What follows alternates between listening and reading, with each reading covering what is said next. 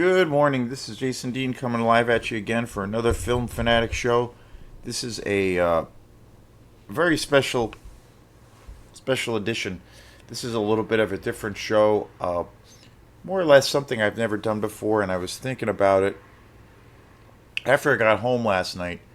And again, like I've been covering most the last few weeks or the last month or so, all of the videos I've been doing for Film Fanatic have been centered on this, all the videos I bought, all the movies I bought at Opera House Video.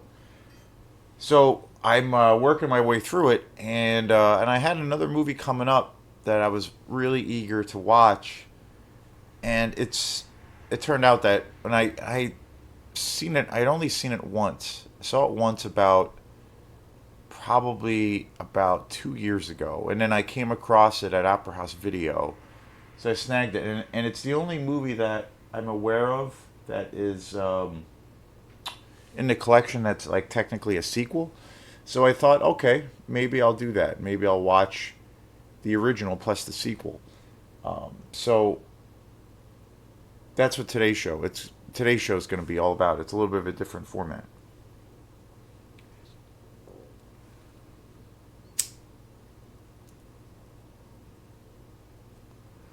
So the two movies, or actually I should say the main focus of today, is going to be on uh, Stephen King's Doctor Sleep.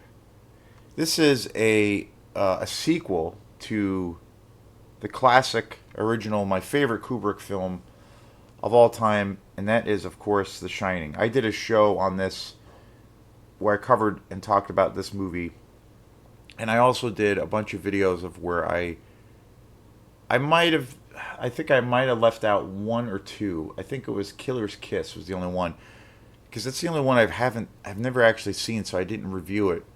But I did a show or a bunch of shows on Stanley Kubrick, and then also his films. I did a show just on Kubrick a while back, and then had the idea to do a video or a series of videos on covering and talking about all of his films.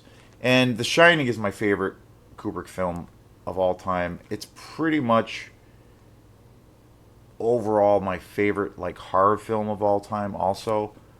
So so what I decided to do last night, and I've only seen Doctor Sleep once, and I really, really, really liked it. I've only seen it once, so I decided, what the hell? I'm gonna watch both of them together. So it was amazing. I was kind of blown away by the whole experience. I don't think I've done that yet for this channel. So I watched both films last night. I got some Chinese food. I was gone most of the day, and then I came home. The weather was pretty awful yesterday, and it's kind of awful today.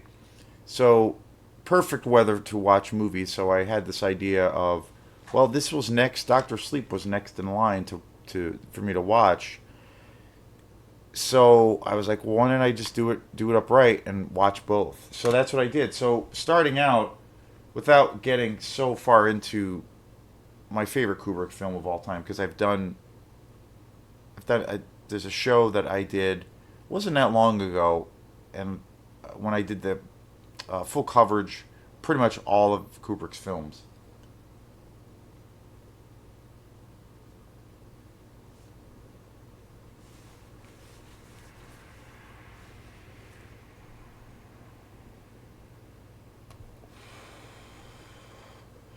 And of course, starting things out. So I'm not going to go super into detail about it because like I said, I've done, pretty extensive coverage of this movie already.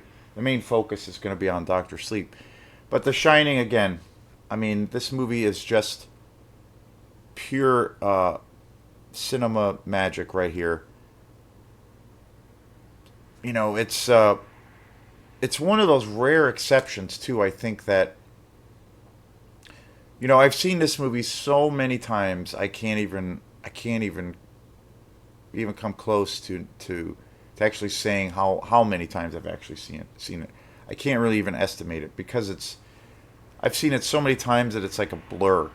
And there's certain films that there's, well, a lot of films, but there's a handful of films that I can think of where it's almost the same kind of case, the same kind of scenario, where I've just seen it so many times that I can't even fathom actually how many times I've actually seen it. Whereas like it's pretty clear when it comes to Doctor Sleep, I've seen it once, and then there's like a handful of other movies that I've seen of where I've seen them maybe like five to 10 times. I can kind of keep track or have a mental note as to how many times I've actually seen a movie. But there's a whole group of films that again I've seen them so many times. The Godfather being one, my favorite film of all time. Alien and also Aliens, the sequel, another sequel.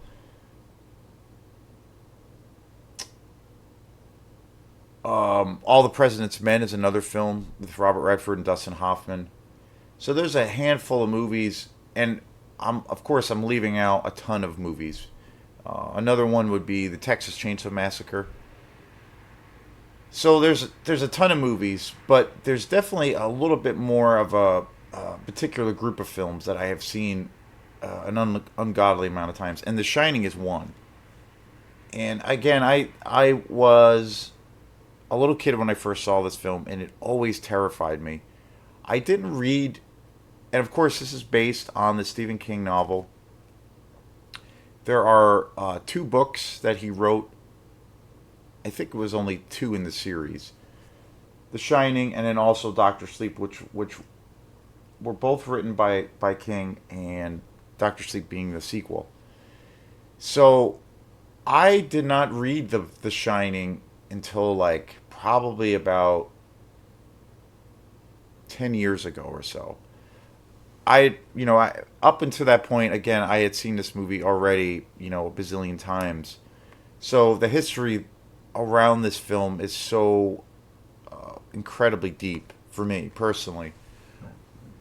And Stephen King as a whole, I certain books of his and certain adaptations I do really like, and then there are certain I think in some ways it can be kind of, and again it's just my opinion, but I think in some ways in some ways regarding how I think of Stephen King, sometimes it's kind of a mixed bag. There's certain things of his that I really like, and then there's certain things I don't really like with his career. I don't really necessarily think he is.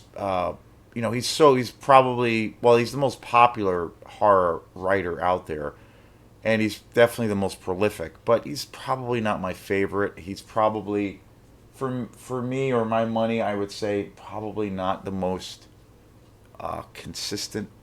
And I know in some circles that is kind of sacrilege to say, but I think getting back to The Shining, I think that is an example of, uh, in all actuality, I really am not a huge fan of the book.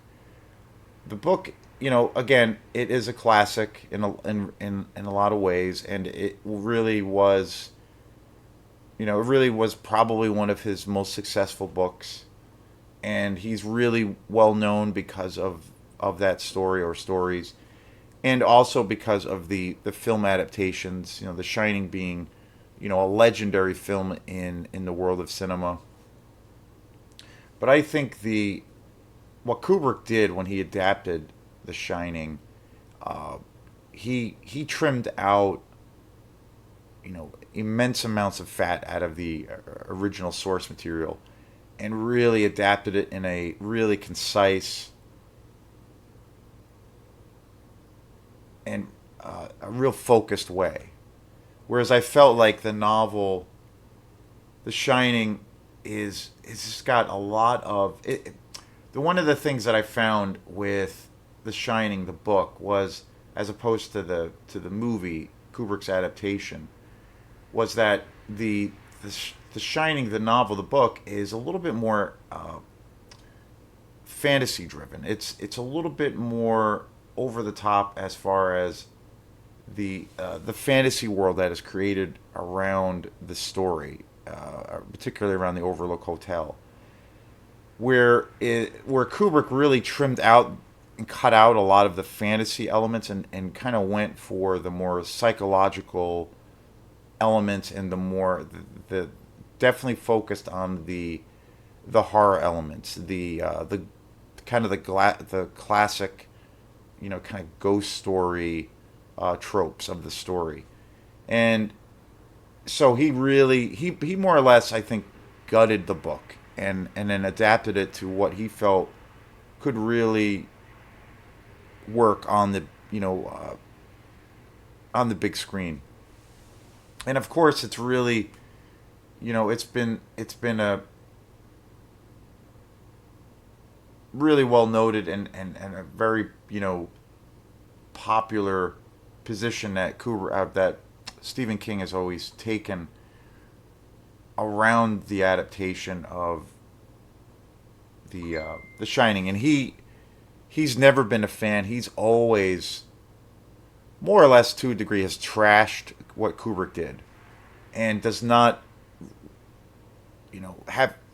Over the years, he's never really said anything good about the film. He's always kind of trashed it, and he always felt that basically Kubrick took the story and just like cut off, had cut the body up and cut all the limbs out and just took the scraps and made the film based off of that. And so he's always been notoriously outspoken about what Kubrick did. And I think the the situation at hand, I think it's one of those rare exceptions because a lot of the times it's the other way around, where a lot of people say, "Well, the movie's not quite as good as the book," kind of a thing, when you have an adaptation. But I think The Shining is a pretty rare example of where, for my money, the movie and what Kubrick did is far, far superior to the original source material written by by Stephen King. It's such a haunting movie, and I watched it again, like I said last night, and I was, seen it a billion times, and I was completely completely captivated the entire time. And of course, the Shining came out in 1980, so it's been around for quite a few years, and it was announced. I think it was about 2017 or so when it was announced that there was going to be a sequel to The Shining, and I believe that studios had tried, getting something like this together for a while, but it just kind of didn't. The stars didn't align, and my first reaction was like, no way, no way they're gonna be able to pull this off. It's just like it's ridiculous, it's silly, you know.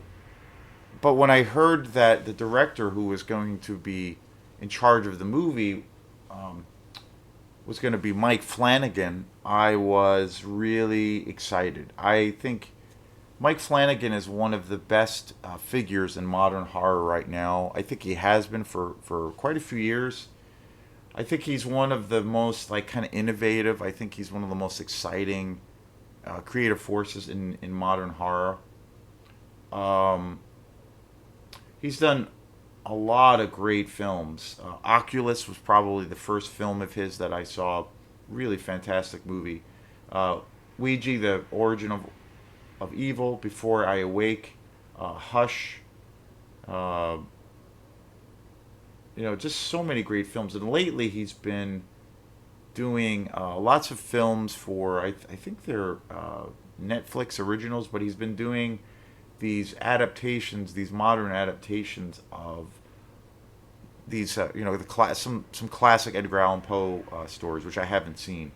But I've always been a huge Mike Flanagan fan, so I was really excited to see that you know he was going to be the director for this sequel. And I've never read the book. I've never read the book Doctor Sleep. I know of it, and I know I have a good friend who is a real big time Stephen King fan, and he's always said that Doctor Sleep is actually a really great book, and I've never read it. At some point, I probably will, but I was really intrigued about how could they, you know, possibly pull this off. For me, it was like, well, I wouldn't want that job. Like that's to me, it's like you know a little bit beyond climbing Mount Everest. To follow the Shining, which again for me is just the greatest, probably pretty much pound for pound the greatest horror film, and also the greatest film in Kubrick's collection of masterwork films. So to say it would be daunting is the understatement of the year to fathom trying to follow something like that up. Just impossible. And it's hard to believe that Doctor Sleep got came out in 2019 already. It came out right before COVID hit, and I remember uh, this film like totally bombed in the box office. It did not do well at all, and actually, The Shining kind of has a similar trajectory as far as in regards to how the original Stanley Kubrick film came out. When that came out, it didn't do very well either at the box office. Kubrick's films, none of his films were really big time success. They never really found commercial gold, and it wasn't all his films got success and got a lot of notoriety after the fact. It was always a few years after, or maybe a decade went by, where people were suddenly like, just couldn't get enough of what he did and the films that he had put out. And so, and a lot of his films were kind of trashed by various critics too. He always, Kubrick was such a strong visionary figure, and he was kind of always at odds, I think, with elements of being, say, a commercial figure or a critically acclaimed director, especially at the time when he was putting out these films. He had such creative control, and I feel like he really pushed the boundaries in a lot of ways, and I feel like he never really found a home at the time of when a lot of his films came out, especially The Shining, when their initial release. Now, decades later, he's looked at as being one of the greatest directors ever, if not the greatest director ever. And so now people can't get enough of his work, years and years later. And I really think that that's, testimony to how incredibly ahead of his time he was, even during that period of him being a filmmaker, and even now. So his films all have so much. Uh, there's so much depth to each of his films that, and I think that is a reason that people go back to his films, myself included, is that there's so much focus, and there's so many layers of things going on that to a degree you get something different each time, and I think that's like one of the reasons why people are now, and in the past recent history, have now fully embraced Kubrick and his body of work. So I saw Doctor Sleep. This is a DVD copy. This is actually a really good quality DVD. It doesn't really have much in the way of special features. I haven't really looked at the special features. I remember I did not see this in the film theater, in the movie theater when it came out. And again, it it died in the box office. Like it died a horrible fate. I remember it actually got really good reviews, but it's a long movie too. It's about, I think it's almost 3 hours. And so, but everybody stayed away from it. Nobody saw it in the theater, and it was like kind of crazy. And it wasn't in the theater very long, and then it ended up being put out on disc and DVD. And it was interesting too because this was streaming was a thing back in 2019, but it was not not what it is today. And so I don't think that this movie was put out for digital release. It did go directly to video, but it wasn't in theaters very long, and I think it was due to nobody going to see it, and it bombed. And then I saw it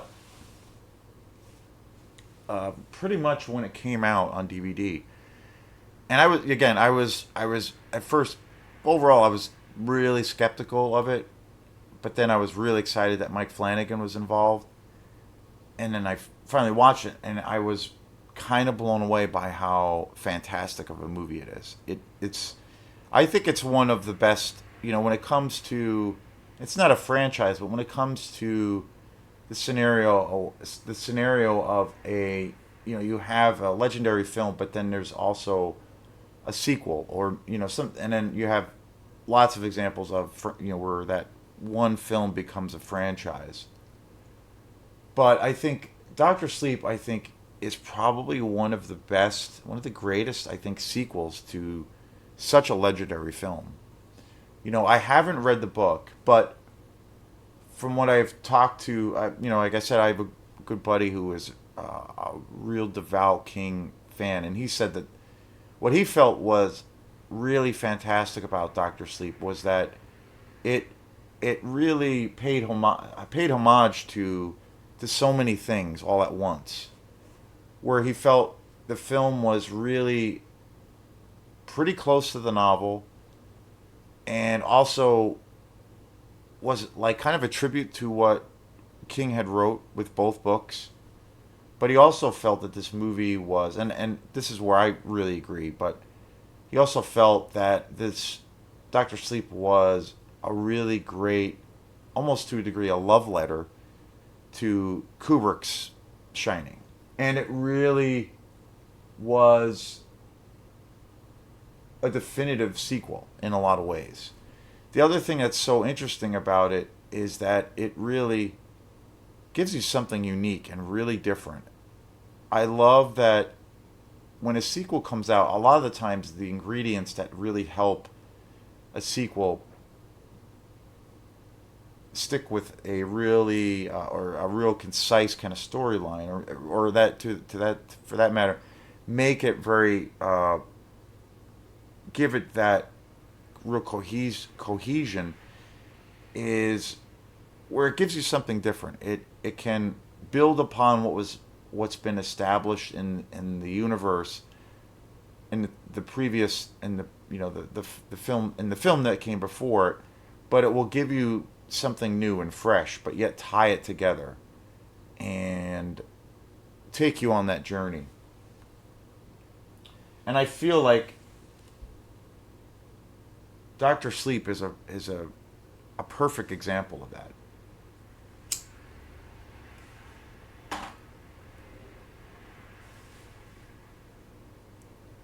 Really incredible cast. Really, really incredible cast. Rebecca Ferguson.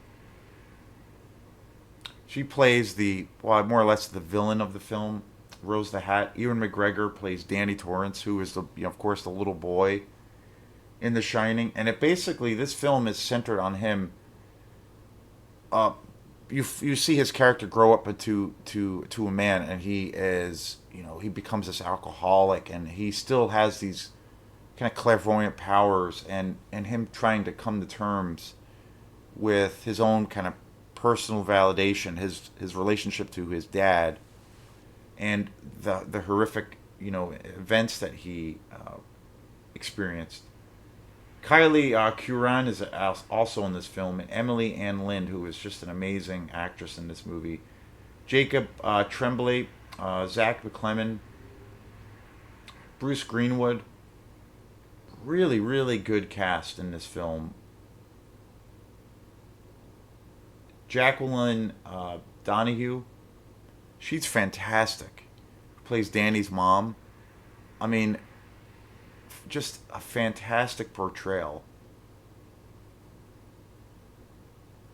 of of such a iconic character.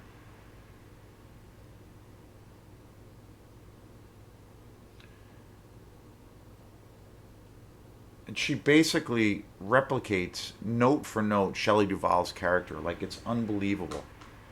Her whole like delivery and her whole demeanor, her whole physicality, is staggering. On how I think it's one of the, when it comes to acting, I think it's one of the greatest acting roles I've ever seen. And I think, why the fuck didn't she get some kind of nomination? Like, I mean, it's unbelievable. And yet she has her own spin on playing Shelley Duvall's character. It's unbelievable. And again, this movie does such an incredible job with like paying tribute to the original Kubrick film, yet gives you something so new and fresh. This film definitely has a little bit more, almost like a science fiction kind of element to it. But it definitely delivers the goods of horror. I mean, it really puts you in that place. The other interesting thing about this movie is, which might sound kind of strange, is that for me it almost has this X-Men quality to it.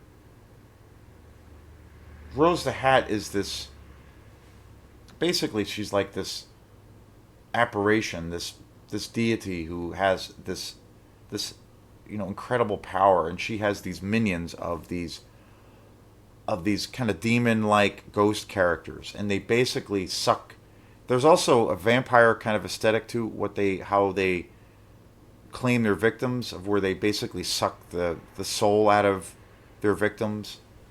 And she has this group of minions, and they end up taking in this woman, a girl, who basically against her will, and she becomes a part of this organization. And they all of these characters can kind of take human form to a degree, and they can also, but they have these powers, these clairvoyant powers, very similar to what Danny experiences. And so it has, that's where I kind of felt like, wow, it almost has this kind of mutant X-Men kind of quality to it, which is kind of a bizarre thing, but it actually works really well. And this film definitely has a little bit more of a fantasy, a little bit more of a, I don't know, kind of an over the top aesthetic around it, but it really works. And I think at the same time, it really pays homage to the original movie, and it does to a degree. There are elements of the book. I have only read the first book. It does pay homage to the book too. And again, but it gives you something new and something totally fresh and exciting. And I think it's, one of those rare exceptions of where you have a sequel to a, an incredible film, and they just knock it out of the park. It's fantastic. So, I was super excited, and when I was sitting down the other day and I was going through the movies, and I was like, okay, what am I going to watch next? And I was like, you know what, I need to watch Doctor Sleep. But then I thought, why the hell not? I'll do this double feature, and it was great. It was super awesome watching both together. I watched them. It was about, The Shining itself is about 2 hours, and Doctor Sleep is quite long. It's running time about 3 hours, so it was about 5 to 6, well, about 5 hours altogether. I took a little bit of a mini break in between, but I pretty much watched both right through, and it was fantastic. I got even more a sense of how concise, and just how, it really does stick with the original storyline and the original characters, and yet it builds off of all of those great things that were established in the first movie in a really wonderful way. really great characters. Really, and it has, it could have gone easily gone have gone the other way because it does have a relatively complex storyline, but it's really concise. Mike Flanagan is just an incredible director. It would be cool to buy this to get Doctor Sleep on Blu-ray.